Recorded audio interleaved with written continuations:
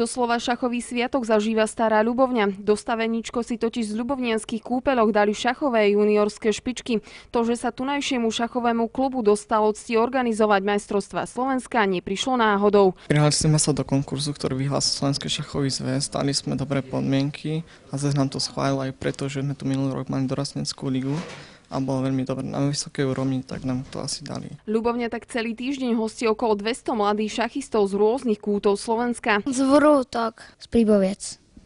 Ja som z Kamenej Poruby. Sú tu špička z celého Slovenska, z Komárna, z Dunajskej Stredy, Bratislavy, z Liptovského Mikuláša, z celého Slovenska. Pozvanie prijali aj veľké šachové kapacity. Spolu s našou domácou šachovou veľmajsterkou Evou Repkovou sa tu stretli dve jedničky na Slovensku v mužskej a ženskej kategórii.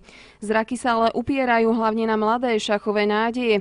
Hrá sa celý týždeň, šancu na medailu a po 5 dňoch aj Stará Ľubovňa. Z našich budú o medaily bojovať Christopher Repka a Matej Nemergut. Ale kategórie sú dosť vyrovnané, takže to bude veľmi ťažké. Napínavé zápasy sa prenášajú online do celého sveta.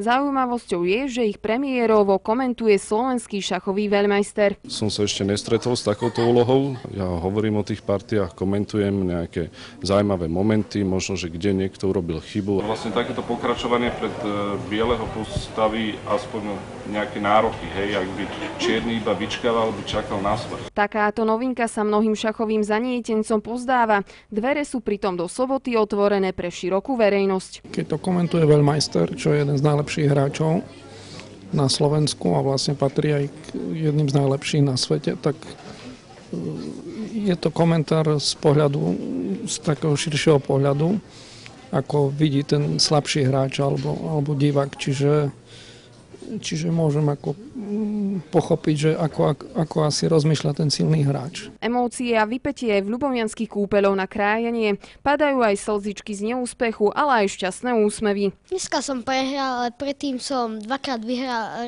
raz remizoval. Nervozita skôr. Som rád. Deti sú pritom pod prísnou kontrolou svojich rodičov. V mnohých rodinách je šach na prvom mieste. Veronika je teraz aktuálne vicemajsterka Európy. Viktor pred rokom, vlastne pred tým ďalším, vyhral majstrovstvo Európy ako v normálnom šachu a ešte majú tituly majstrov Európy v rapid šachu a ešte tituly majú majstrov Európskej únie. Nik pritom nespochybňuje, že šach rozvíja logiku, myslenie a núti k samostatnému rozhodovaniu.